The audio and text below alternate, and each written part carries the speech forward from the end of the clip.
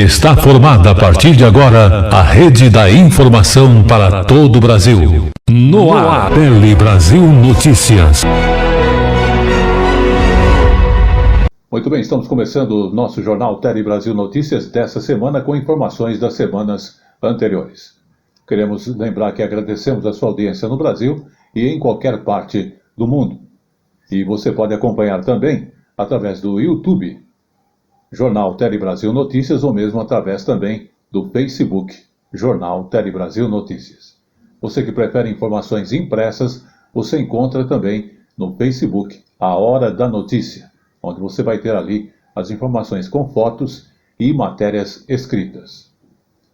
Sendo assim, vamos dar início então ao Tele Brasil Notícias, chamando as nossas principais manchetes de hoje. O presidente da República sanciona a lei que considera o CPF um documento para identificar qualquer cidadão no país.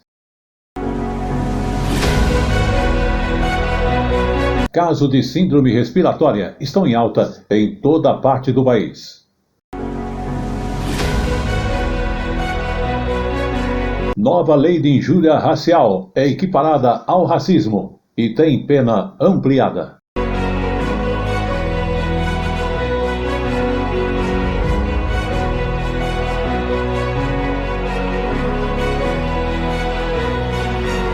Tudo isso e muito mais.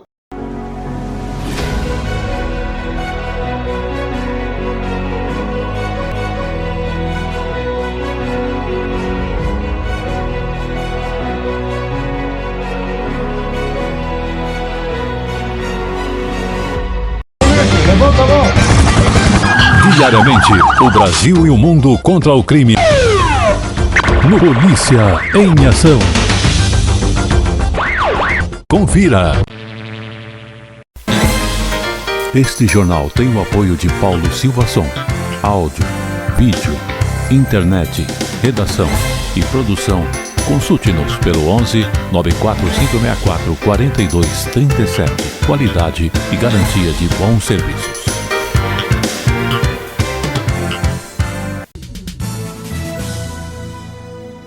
E começamos o Tele Brasil Notícias falando do presidente Luiz Inácio Lula da Silva, que inclusive sancionou a lei que considera o CPF um documento suficiente para identificar qualquer cidadão em bancos de dados e serviços públicos. Inclusive, a lei já foi publicada, mas estipula alguns prazos para adaptação de órgãos e entidades. O CPF deverá constar nos cadastros e documentos dos órgãos públicos, do registro civil ou dos conselhos profissionais, como certidões de nascimento, casamento e óbito, bem como em documentos de programas como o PIS e PASEP e identificações relativas a INSS, título de eleitor, certificado militar, cartões de saúde, carteira de trabalho e CNH, entre outros. Vamos agora falar então do Bolsa Família, porque o ministro do Desenvolvimento Social, Wellington Dias, inclusive afirmou que o governo está naquela fase de atualização do cadastro de quem hoje recebe o Bolsa Família, para que com isso possa permitir que novas famílias ingressem também neste benefício. Nós vamos ter as condições de, em fevereiro, já iniciar as condições de ter a entrada, não é, de pessoas que estão fora do Bolsa Família e também já iniciar a liberação dos cartões com o pagamento dos R$150 com base nessa atualização cadastral. Saúde. E vamos agora falar de saúde. E na saúde, um alerta para os casos de síndrome respiratória que estão em alta em parte do país. Vamos observar.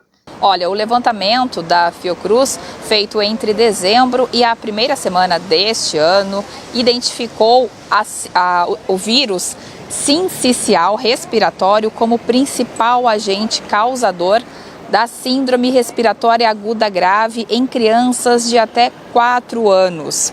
Esse vírus é altamente contagioso, ainda mais em locais pouco ventilados e com muita gente.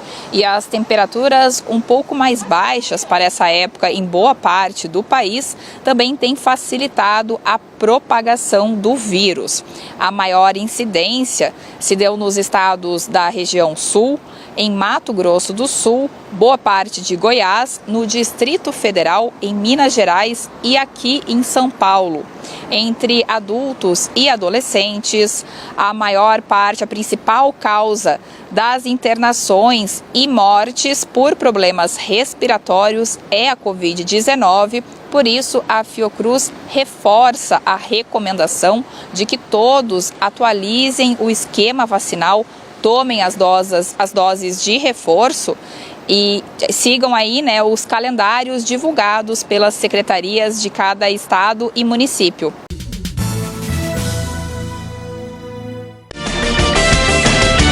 A informação na medida certa que você gosta. Um telejornalismo dinâmico, nacional e regional. Jornal Tele Brasil Notícias. A informação na medida certa que você gosta. Este jornal tem o apoio de Paulo Silva Som. Áudio, vídeo, internet, redação e produção. Consulte-nos pelo 11 94564 4237. Qualidade e garantia de bons serviços.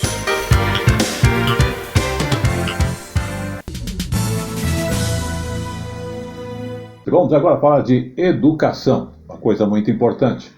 O ministro, então, da Educação, o Camilo Santana, inclusive apresentou as prioridades da sua pasta e destacou, inclusive, que dentro dessas prioridades está o reforço na merenda escolar e também no Enem. Vamos acompanhar. Após reunião com o presidente Lula, o ministro da Educação, Camilo Santana, afirmou que em breve o valor da verba repassada para o Programa Nacional de Alimentação Escolar deve ser ajustado. Há 6 anos que não há reajuste na merenda escolar, que é o repasse que o FNDE faz para municípios e para estados. Então o presidente está autorizando que a gente faça um estudo e em breve também ele vai anunciar o reajuste, o aumento nos recursos repassados para estados e municípios. E a ideia é fazer isso antes mesmo do início do ano letivo, a partir de fevereiro. O ministro voltou a afirmar que outra prioridade é a retomada de obras de creches, escolas e outros institutos de ensino paralisadas por falta de repasses de verbas federais. Além disso, o governo quer impulsionar o Exame Nacional do Ensino Médio. O Enem, gerenciado pelo INEP, teve em 2021 a menor taxa de adesão da história, com pouco menos de 2 milhões de estudantes. Nós estamos nomeando o restante da equipe nos próximos dias, o presidente do INEP, e nós vamos acelerar e fazer uma campanha importante para reativar e estimular os nossos jovens a participarem do Enem. Vamos agora falar então com você que é consumidor. As compras do final de ano já aconteceram. Inclusive, muitas pessoas fizeram compras e aguardando um retorno dessas compras no sistema que é conhecido como cashback, que promete, ao final da sua compra, devolver parte daquilo que você comprou em dinheiro. Agora faça a seguinte pergunta: quais são as reais vantagens desse tipo de programa? Sim, o cashback. Vamos entender melhor na reportagem da TV Pernambuco. Você, consumidor, sabe o que é cashback? Quais são as vantagens e desvantagens deste tipo de compra? Seja online ou presencial, de artigos de beleza, doméstico, muitas marcas prometem seu dinheiro de volta. Ele é um programa de benefícios que algumas empresas e marcas oferecem para os seus clientes para terem de volta parte dos recursos que são alocados nessas compras. Então, o cliente ele faz uma compra e ele tem parte do valor que ele alocou naquela compra de volta para si, por isso o termo back. E quais são as vantagens? Você já tem um produto em mente, você já sabe que você vai fazer aquela compra, que mal tem você ter um benefício a mais, um retorno a mais do valor que você investiu naquela compra para si. Então, ele tem a vantagem de estar trazendo um benefício financeiro para uma compra que você já ia fazer. E as desvantagens? Por que é preciso ficar atento às regras de comercialização? Primeiro, identificar que é uma situação sólida, que não se trata de um golpe, que não se trata de algo fraudulento. Se atentar às regras daquele programa de cashback. Então, ele é um programa que tem prazo de validade, ele é um programa que ele vai me trazer de volta recurso financeiro, investimentos, ou crédito numa loja, ok, se ele vai me trazer crédito numa loja, se for uma loja que eu nunca mais for comprar nela, então ficar atento a isso, qual a melhor forma de cashback, de acordo com o programa de regulamentação deles, qual que seria mais encaixado para o meu perfil. Vamos agora falar então de turismo, porque os empresários do setor de turismo foram ao Ministério de Minas e Energia e também ao Ministério do Meio Ambiente. Mas para pedir o quê? Justamente o retorno do horário de verão. E isso teria que acontecer ainda este ano.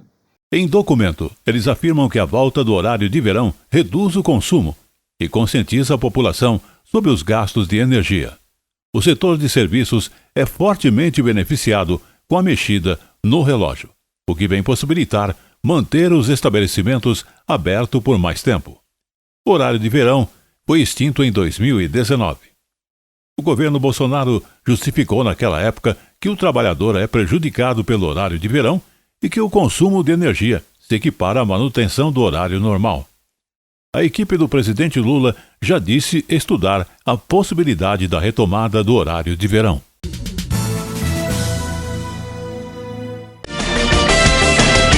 A informação na medida certa que você gosta. Um telejornalismo dinâmico, nacional e regional. Jornal Tele Brasil Notícias. A informação na medida certa que você gosta.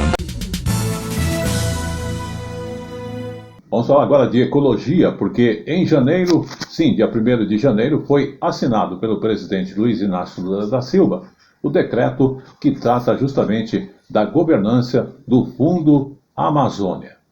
É um fundo que, para aqueles que não sabem, acaba financiando projetos de sustentabilidade e também gera a renda dos habitantes do bioma. E esta medida também reforça recursos para a fiscalização feita pelo IBAMA e pelo ICMBio. Produção de mandioca no Acre, implantação de fruticultura para a diversificação da produção no Pará, ações para o desenvolvimento da pesca artesanal no Tocantins.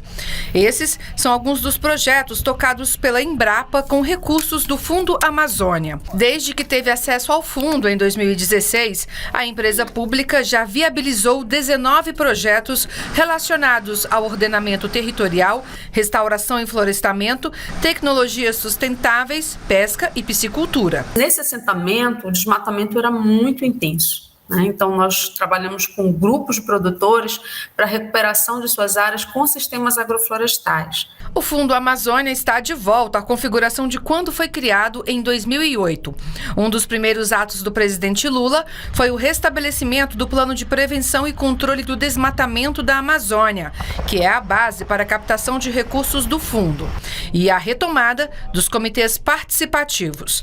As medidas haviam sido inviabilizadas ainda em 2019, fazendo com que os recursos do fundo, que giram em torno de 3 bilhões de reais, ficassem parados. Com a retomada do fundo, o governo pretende usar os recursos para recompor o orçamento da fiscalização ambiental e permitir que o IBAMA e o ICMBio, por exemplo, tenham condições de retomar as operações. É proteger o meio ambiente, não premiar quem destruiu o meio ambiente.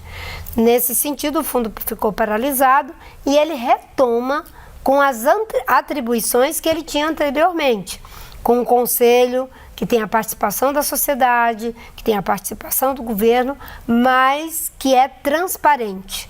Marina Silva afirmou que quer ampliar a base de doadores do Fundo Amazônia. Atualmente, os principais colaboradores são os governos da Noruega e da Alemanha. Durante a posse do presidente Lula, a Alemanha anunciou um aporte de 30 milhões de euros para o fundo. A ministra do Meio Ambiente vai buscar também o apoio de outras nações, de entidades filantrópicas e de personalidades que defendem o meio ambiente. Isso é digamos assim, uma pequena semente do que a gente quer alcançar daqui para frente com a cooperação. Tanto a fundação do Leonardo DiCaprio, quanto a fundação da Amazon, do dono da Amazon, também está se dispondo. E estamos também em conversas com entidades como a Fundação MUR e outras que estão sendo prospectadas. Além de recuperar áreas degradadas e aumentar a renda de pequenos produtores, o Fundo Amazônia permitiu que a Embrapa criasse expertise para replicar os projetos na própria Amazônia e em outros biomas do país. E chegou no Tele Brasil Notícias, o nosso Momento Jurídico. Abordando hoje a questão das empresas que apenas acabam vendendo passagem e não podem solidariamente responder pelo extravio de bagagens. Vamos observar. Terceira turma do Superior Tribunal de Justiça decide que empresa de turismo que apenas vendeu passagem aérea não responde solidariamente pelo extravio de bagagem. Por maioria de votos, a terceira turma do Superior Tribunal de Justiça entendeu que uma empresa de turismo que vende passagens aéreas não pode ser responsabilizada pelos danos sofridos em razão de extravio de bagagem. Segundo o colegiado, a atuação da empresa em questão se esgotou no procedimento de venda. A discussão foi levantada por um passageiro que ajuizou a ação de indenização por danos morais contra uma companhia aérea e a empresa de turismo da qual comprou a passagem em uma plataforma virtual. Ele alegou que, ao chegar no destino de viagem, descobriu que teve a mala extraviada. E mesmo após diversas tentativas de contato com a transportadora, não encontrou a bagagem e nem foi indenizado. Em primeira instância, a empresa de turismo e a companhia aérea foram condenadas solidariamente a pagar R$6 mil ao passageiro por danos morais. O Tribunal de Justiça de Minas Gerais negou provimento ao recurso da empresa com base no Código de Defesa do Consumidor, que prevê responsabilidade objetiva e solidária a todos os fornecedores envolvidos na prestação do serviço defeituoso. No STJ, a defesa alegou que, como a empresa se limitou a emitir a passagem, não poderia responder pelo defeito na prestação do serviço. O ministro Moura Ribeiro, cujo voto prevaleceu no julgamento, afirmou que a venda de passagem aérea não representa relação de causa e efeito entre o fato do produto ou do serviço e o vício. Para o ministro, responsabilizar a vendedora da passagem pelo extravio da mala seria uma medida de rigor extremo, considerando um fato relacionado unicamente à transportadora, que tem responsabilidade objetiva pela bagagem recebida, de acordo com o Código Civil. Vamos falar da lei de injúria racial, que teve novas modificações. Exatamente. Agora acabou sendo lei. A injúria racial, inclusive, foi equiparada ao racismo. E a pena da mesma foi ampliada. Medida esta assinada pelo presidente Luiz Inácio Lula da Silva. Sim, agora é lei. A injúria racial foi equiparada ao racismo e a pena foi ampliada. A medida foi sancionada esta semana que passou pelo presidente Lula. E mais ainda, uma outra mudança que a lei trouxe é que a pena poderá dobrar se o crime de injúria racial for cometido por mais de uma pessoa. E isso também vale nos casos praticados em eventos esportivos e culturais ou apresentações humorísticas. A injúria racial é um crime denunciado com muito mais frequência que as outras formas de racismo. Aqui no Distrito Federal, ao longo de 2022, foram registradas 20 ocorrências de racismo e 12 de discriminação racial, enquanto os casos tratados como injúria racial chegaram a 541. E antes das alterações, os autores de todas essas agressões acabavam livres de punições mais severas. A Andresa ainda espera o fim do processo aberto na Justiça. Em 2021, quando se apresentava em um restaurante de Brasília, uma cliente xingou e deu 2 tapas no braço dela. Aí ela voltou e ela falou: aprende a cantar, sua negra, e me bateu 2 vezes no braço. Bateu forte, bateu a ponto de eu olhar assim e assustei, porque não é uma coisa que a gente espera de ninguém no seu trabalho. Caso fosse praticado hoje, o crime ficaria sujeito a penas mais duras. Isso porque foi sancionada a lei que equipara injúria racial ao racismo, que agora pode ser punida com 2 a 5 anos de prisão. Em 2021, uma decisão do STF já tinha tornado a injúria racial inafiançável e imprescritível, assim como o racismo. A injúria racial é a ofensa a alguém por conta da raça, cor, etnia ou origem, enquanto o racismo é quando a discriminação atinge toda uma coletividade. Ao, por exemplo, impedir que uma pessoa negra assuma um emprego ou entre em um estabelecimento por causa da cor da pele. É uma forma de coibir tanto essa tentativa de se ocultar através da internet, essa tentativa de se ocultar no meio da multidão, né? Equiparar a injúria ao crime de racismo traz uma gravidade maior, a gravidade que é necessária de fato a qualquer violência racial. Para Andresa, a mudança na lei é um avanço. No momento do calor, às vezes a gente não tem a noção, a lucidez, né, de entender o que está acontecendo. Mas saber que tem pessoas em volta que podem te dar um apoio moral, um apoio ali, chamando a polícia, tomando alguma medida específica, educadamente, né, com certeza é de grande valia. Racismo não é mal entendido, racismo é crime. O racismo ele não pode ser brincadeira, ele não pode ser algo naturalizado. Um decreto, então, da Presidência da República destituiu a atual diretoria da empresa Brasil de Comunicação, a EBC. E agora, empregados concursados assumem a gestão de transição da empresa Brasil de Comunicação, a EBC. O presidente Luiz Inácio Lula da Silva nomeou a jornalista Cariane Costa para ocupar o cargo de diretora-presidenta da EBC. É a primeira vez que uma pessoa do quadro assume esse cargo. A medida foi publicada em edição extra do Diário Oficial da União da última sexta-feira. Cariane é a representante dos empregados no Conselho de Administração da empresa e vai conduzir o processo de transição para a nova gestão, que deve ser implantada nos próximos meses. O processo de mudança vai reunir empregados concursados e também representantes da sociedade civil.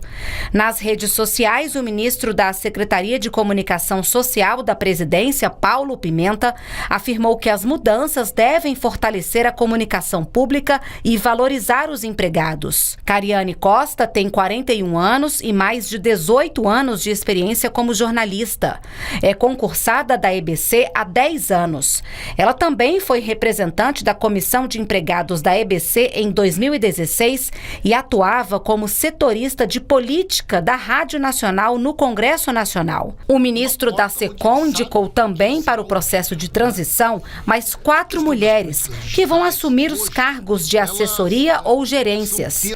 Rita Freire, presidente do Conselho Curador da EBC, cassado após a posse do presidente Michel Temer. Juliana César Nunes, empregada concursada da empresa, e as jornalistas Nicole Briones e Flávia Filippini. E vamos agora falar do Carnaval em São Paulo. Na cidade, então, aqui de São Paulo, a Prefeitura divulgou no último dia 14 uma nova lista dos blocos de Carnaval que vão agitar as ruas da cidade a partir do dia 11 de fevereiro. Vamos observar. A lista publicada hoje no Diário Oficial tem cerca de 570 blocos. O número é menor do que os 670 que se inscreveram em novembro. Boa parte dos desfiles vai acontecer no centro da cidade e também na região de Pinheiros, na Zona Oeste.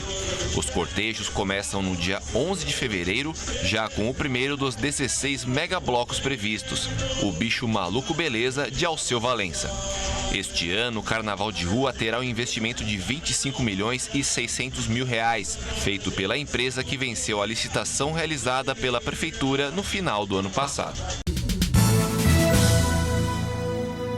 É calor e olha só, também as ciclofaixas de lazer que acabaram voltando, inclusive no último dia 15, aqui na cidade, no último domingo.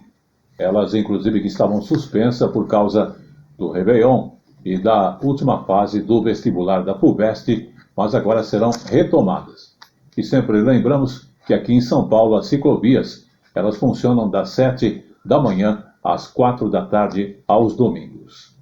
E lembrando que elas estavam suspensas por causa do Réveillon e também da última fase do vestibular da FUVEST.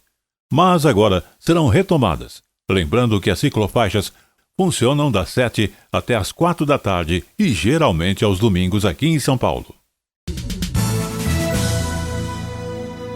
Pois é, além do calor, piscina é uma coisa muito agradável. E as temperaturas estão elevadas em todo o estado aqui de São Paulo.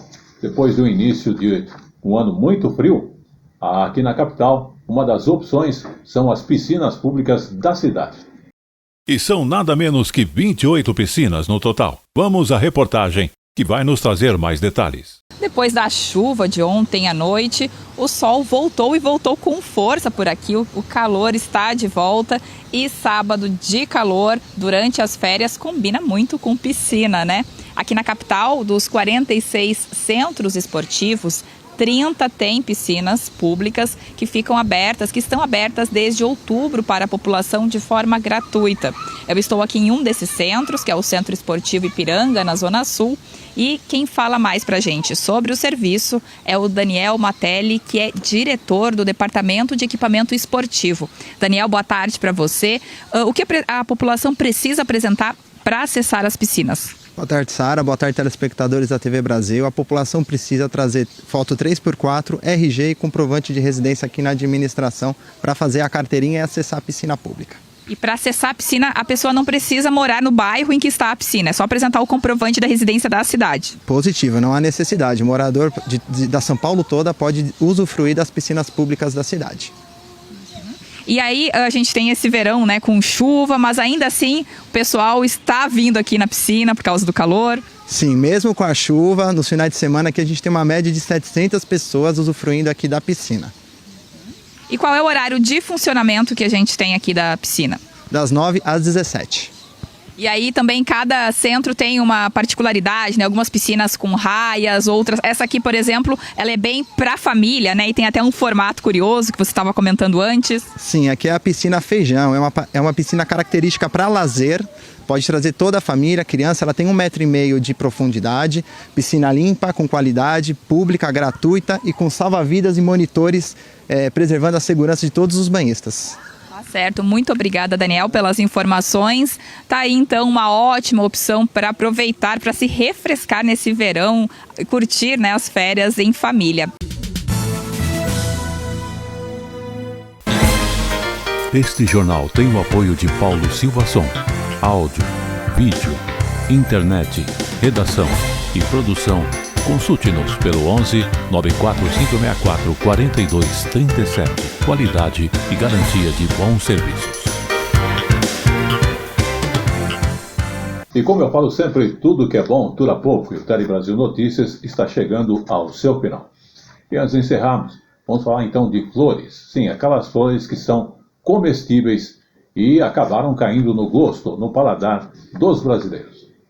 Inclusive os produtores lá da região de Rolambra, que aqui no interior de São Paulo, têm investido nesta produção das punks, plantas alimentícias não convencionais, para atender a demanda de restaurantes.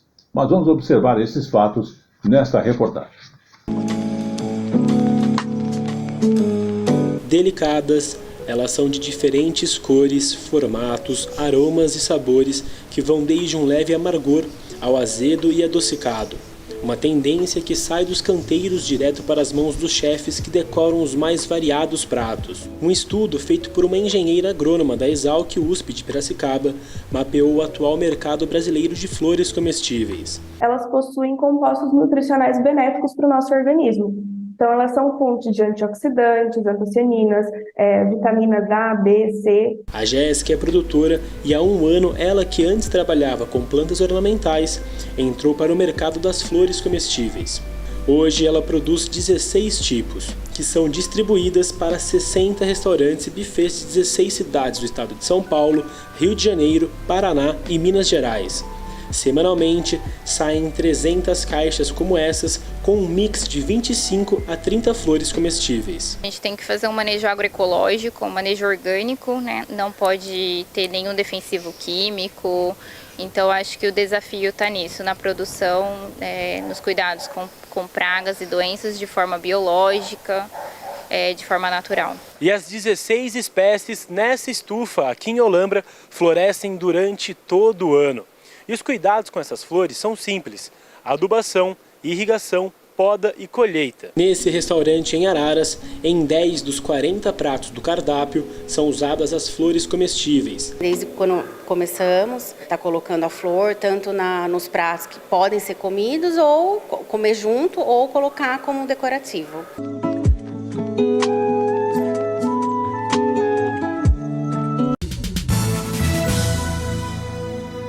E esse foi o Tele Brasil Notícias da semana, agradecendo aí a sua audiência em qualquer parte do mundo e também aqui no Brasil, também o apoio, toda a parte técnica de filmagem do Pedro Henrique e do João Vitor. Estaremos de volta na semana que vem com mais um Tele Brasil Notícias. Até lá!